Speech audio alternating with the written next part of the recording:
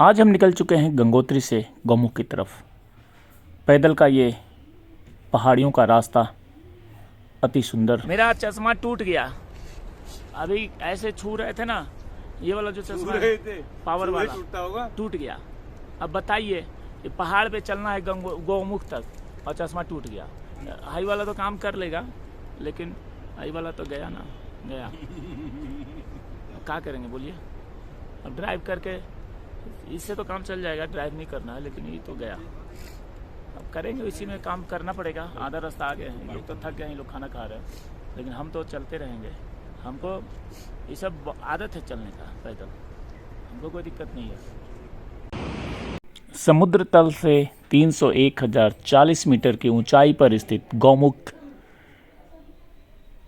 गंगोत्री मंदिर भोज वृक्षों से घिरा तथा किनारे पर खड़े पर्वत की शिवलिंग शतोपंथ जैसी चोटियों के साथ देवदार जंगल के बीच एक सुंदर घाटी है। भागीरथी घाटी के बाहर निकलकर केदार गंगा तथा भागीरथी के कोलाहल को छोड़कर जल गंगा से मिल जाती है।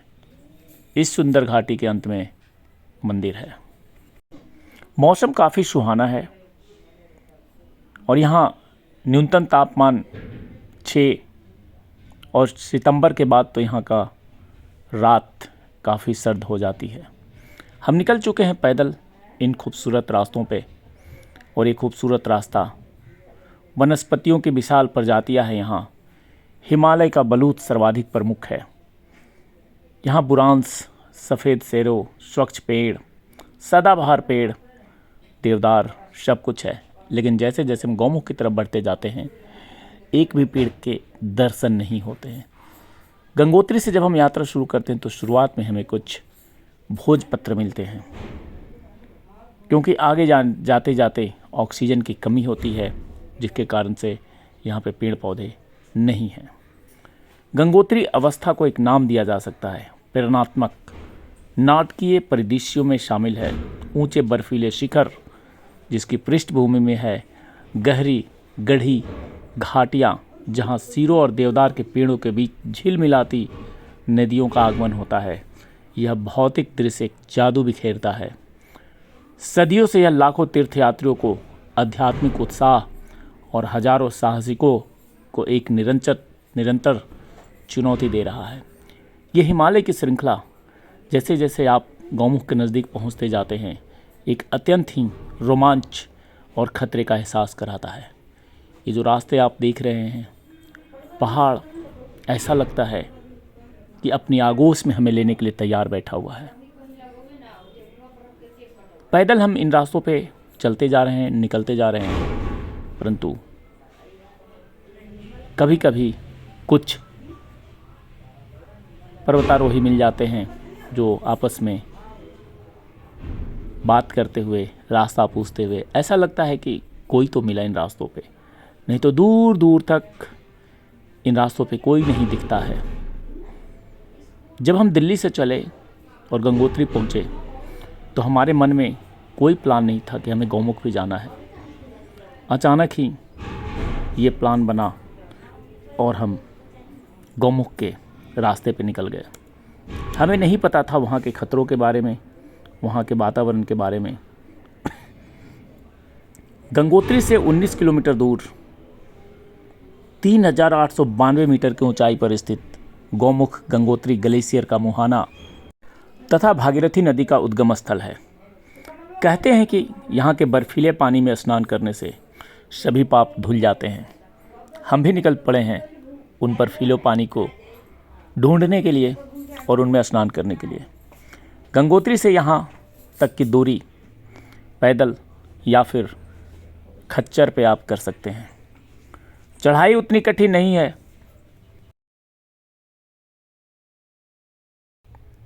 कई लोग तो उसी दिन वापस चले आते हैं, लेकिन जब भी कभी आप प्लान करें गौमुख यात्रा का, तो अपने साथ 3 दिन का प्लान करें। गंगोत्री में कूली और खच्चर उपलब्ध होते हैं। 25 किलोमीटर लंबा, 4 किलोमीटर चौड़ा तथा लगभग 40 मीटर ऊंचा गौमुख अपने आप में एक परिपूर्ण माप है। इस गौमुख ग्लेशियर में भागीरथी एक छोटी गुफानुमा ढांचे से आती है। इस बड़ी बर्फानी नदी में 5000 मीटर की ऊंचाई पर स्थित एक बेसिन में आता है, जिसका मूल पश्चिमी ढलान पर से शतोपंथ समूह की चोटियों में से है। शतोपंथ, मैं आपको बता दूं कि ये रास्ते से गुजरते हुए जब हम गंगोत्री से चलते हैं तो 14 किलोमीटर के बाद भोजवासा आता है, और भोजवासा के रास्ते आप सामने देख रहे हैं। परंतु ऐसा ना सोचें कि हर जगह ऐसा ही रास्ता है। कुछ जगह रास्ते बहुत ही खूबसूरत हैं, लेकिन पूरे मार्ग में 2-2.5 किलोमीटर रास्ते बहुत ही खतरनाक हैं, जो कि अभी हम उन्हीं रास्तों से गुजर रहे हैं। और जब हम 14 किलोमीटर दूर भोजवासा पहुंचते हैं तो भोजवासा हमें रात्रि विश्राम करना होता है। सुबह हम गंगोत्री से निकलते हैं और भोजवासा शाम तक पहुंचते हैं। भोजवासा में वैसे तो गेस्ट हाउस भी एक बना हुआ है GMBN गढ़वाल मंडल विकास निगम लिमिटेड का, और एक मौनी बाबा का आश्रम है, लाल बाबा का, माफ़ करिएगा, लाल बाबा के आश्रम में रात्रि विश्राम करने की सारी सुविधाएं हैं। और वहाँ से फिर हम अगले दिन सुबह निकलते हैं गौमुख के लिए, जो कि भोजवासा से 4 किलोमीटर की दूरी पर स्थित है। इन रास्तों पे जब हम चलते हैं तो ये हिमालय की चोटियाँ एक अत्यंत ही मन में उत्सुकता पैदा करती हैं कि कब जल्दी हम पहुंच जाएं हिमालय के इन बर्फीली चोटियों के पास। 14 किलोमीटर का रास्ता गंगोत्री से भोजवासा का, वैसे देखा जाए तो 14 किलोमीटर बहुत लंबी दूरी नहीं होती है, लेकिन हमें तो पूरा दिन लग गया। और पूरा दिन लगने का कारण 2-3 है।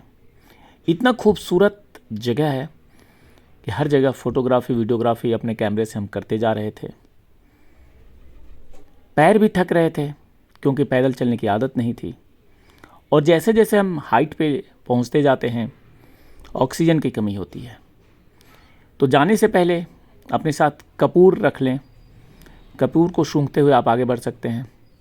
और अगर ज़्यादा परेशानी है पहले से, तो नीचे गंगोत्री में ऑक्सीजन के छोटे सिलेंडर मिलते हैं, वो साथ में रख लें। वैसे मुझे लगता है कि इसकी ज़रूरत पड़ती नहीं है ऑक्सीजन की। चलते चलते थक गए तो कुछ खाने चाहिए, और इसमें यह है कि आप कोई भी ऐसी चीज़ नहीं खा सकते क्योंकि पैदल बहुत चलना है। तो हमने कुछ टॉफ़ी लिया है और टॉफ़ी खा रहे हैं। गुड़ भी लेके आया हूँ, ड्राई फ्रूट्स भी लेके आया हूँ, क्योंकि सफ़र काफ़ी लंबा है। 2 लोग हमारे आगे चले गए, मैं और ललित जी अभी बैठ के टॉफ़ी खा रहे हैं। और टॉफ़ी खाने से थोड़ा थकान जो है पहाड़ों का वो कम होता है, और थोड़ी सी अंदर से एनर्जी आती है, क्योंकि अभी बहुत लंबा सफ़र तय करना है।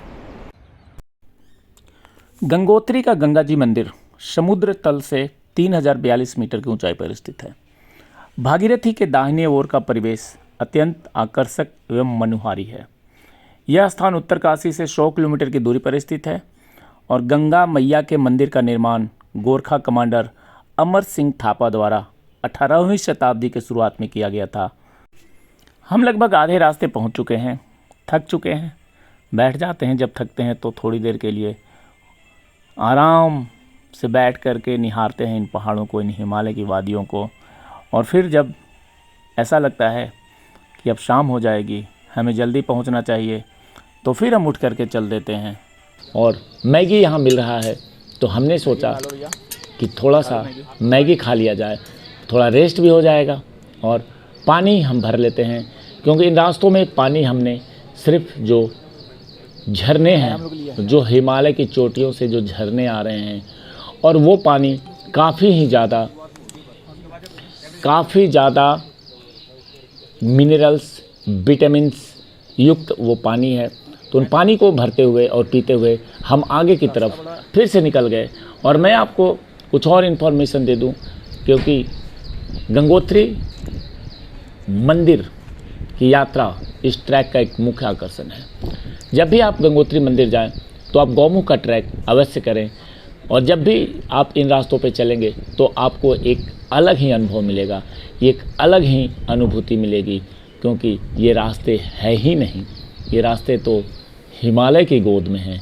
और इन रास्तों से गुजर करके जब आप निकलते हैं आगे हिमालय की तरफ, गौमुख की तरफ, तो मन के अंदर एक अलग कौतूहल रहेगा। देखिए काफ़ी ज़्यादा लोग बुजुर्ग भी हैं, वो भी आ रहे हैं, हर कोई बात कर रहा है और हर किसी का हिम्मत है कि हमें आगे बढ़ना है। और यह उत्तराखंड के जो पवित्र 4 धाम है उसमें गंगोत्री धाम है। और गंगोत्री वह स्थान है जहाँ से भागीरथी नदी निकलती है समुद्र तट से 3048 kilometre metre, not kilometre, 3048 metre की ऊंचाई पर स्थित गंगोत्री गौमुख ग्लेशियर तक के ट्रैक के आधार शिविर के रूप में काम करता है। जब सर्दी प्रारंभ होती है तो देवी गंगा अपने निवास स्थान मुखबा गांव चली जाती हैं। मुखबा गांव, जिन्हें कि देवी गंगा का मायका भी कहा जाता है, और फिर वह अक्षय द्वितीया के दिन वापस आती हैं। उसके दूसरे दिन अक्षय तृतीया, जो प्रायः अप्रैल महीने के दूसरे पखवाड़े में पड़ता है, हिंदू कैलेंडर का अति पवित्र दिन होता है। इस समय बर्फ एवं ग्लेशियर का पिघलना शुरू हो जाता है तथा गंगोत्री मंदिर पूजा के लिए खुल जाता है। देवी गंगा के गंगोत्री वापस लौटने की पारंपरिक रीति रिवाजों, संगीत, नृत्य, जुलूस, जलसा तथा पूजा पाठ के उत्सव के साथ मनाया जाता है। इस यात्रा का रिकॉर्ड इतिहास कम से कम 700 बरस पुराना है और इस बात की कोई जानकारी नहीं है कि इससे पहले कितनी सदियों से यह यात्रा मनाई जाती है।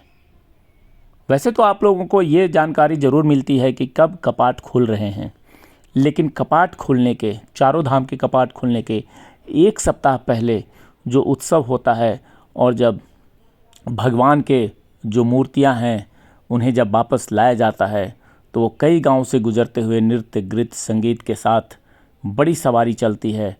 उसको देखना एक अलग ही माहौल बनता है, एक अलग ही उत्सुकता है। जब कभी आपको मौका लगे तो उस यात्रा में शामिल हों, जो कि मैं अभी आपको बता रहा हूं कि कैसे मुखबा गांव से गंगोत्री तक जो देवी गंगा की मूर्ति है उन्हें लाया जाता है पारंपरिक रीति रिवाजों के साथ, जुलूस, नाच गाना के साथ। ये देखना बहुत ही ज़रूरी है और इस बार मेरा पूरा प्रयास रहेगा कि 2023 की यात्रा में मैं शामिल हूँ और इस बात की पूरी जानकारी आपको मैं दूंगा। मुखबा गांव मतंग ऋषि के तपस्या स्थान के रूप में माना जाता है और इस यात्रा के 3 या 4 दिनों पहले मुखबा गांव के लोग तैयारियां शुरू कर देते हैं। गंगा की मूर्ति को ले जाने वाली पालकी को हरे और लाल रंग के रंगीन कपड़ों से सजाया जाता है। जेवरातों से सुसज्जित कर गंगा की मूर्ति को पालकी के सिंहासन पर विराजमान करते हैं। पूरा गांव गंगोत्री तक की 25 किलोमीटर की यात्रा में शामिल होते हैं। भक्तगण गंगा से अगले वर्ष पुनः वापस आने की प्रार्थना करके ही जुलूस से विदा लेते हैं। जुलूस के शुरू होने से पहले वर्षा होना, जो प्रायः होती है, मंगलकारी होने का शुभ संकेत है। जुलूस में पास के गांव से भी देवी गंगा के साथ अन्य देवी देवताओं की डोली शामिल होती है। उनमें से कुछ अपने क्षेत्र की सीमा तक रहते हैं, साथ रहते हैं। सोमेश्वर देवता भी पालकी में सुसज्जित होकर शामिल होते हैं। गंगा और सोमेश्वर देवता का मिलन अधिकाधिक उत्सव का संकेत है। ये ऐसी पारंपरिक रीति रिवाज है जिसे कि देखने के लिए हमें उत्तराखंड के मुखबा गांव में कपाट खुलने के 5-6 दिन पहले पहुंचना पड़ेगा। और ये जो रास्ते आप देख रहे हैं, एक बहुत ही बड़ा उत्सव का माहौल इन पूरे क्षेत्र में बनता है।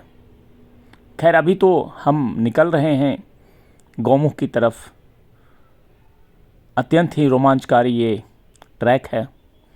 मन में श्रद्धा भाव है और हिमालय को नज़दीक से देखने की इच्छा भी है। इन्हीं दोनों इच्छाओं के साथ इन खतरनाक पहाड़ी रास्तों से गुजरते हुए हम गौमुख की तरफ आगे बढ़ रहे हैं।